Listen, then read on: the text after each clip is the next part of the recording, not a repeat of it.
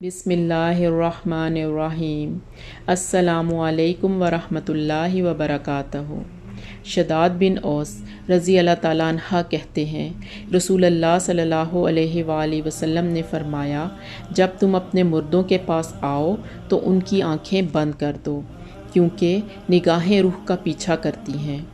और अच्छी बात कहो, क्योंकि फ़रिश्ते उस बात पर आमीन कहते हैं जो बात घर वाले कहते हैं।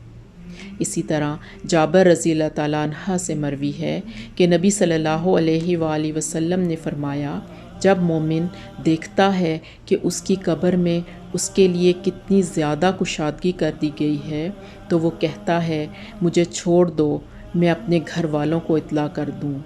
तब उससे कहा जाता है, बस अब यहीं ठहरे रहो। अल्लाह ताला हम सब को नेक अमाल करने की तौफीक अता फ़रमाए, ताकि मरने के बाद हमारी भी कब्रों को कुशादा, रोशन और वसी कर दिया जाए। आमीन। जज़ाकल्लाहु खैर।